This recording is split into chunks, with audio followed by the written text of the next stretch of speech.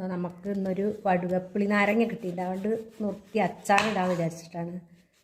ഇതാ നമുക്ക് ചെറുതാക്കി നുറുക്കി അച്ചാറിടാം. നമ്മളെ നാരങ്ങ നന്നായി ചെറുതാക്കി നുറുക്കി റെഡിയാക്കി മുളക് പൊടി ഇട്ട് കൊടുക്കാം. മുളകും മഞ്ഞളും കൂടി ഒന്ന് ചൂടാക്കി പച്ചമണം മാറിയതാണ്.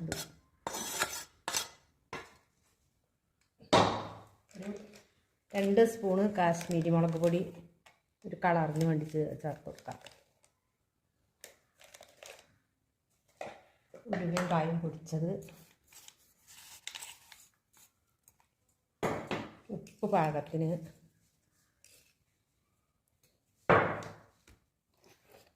സുർക്ക കുറച്ച് കേടരാതിരിക്കാൻ വേണ്ടിയിട്ട് നല്ലെണ്ണ ചൂടാക്കിയത്. ഇത്രയും മതി ഇതിലേക്ക്.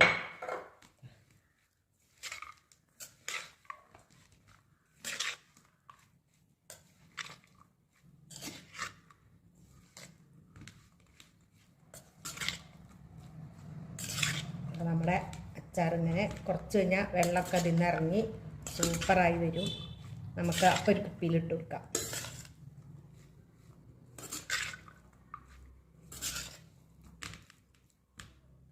അപ്പോൾ നമ്മളെ അച്ചാർ റെഡിയായി.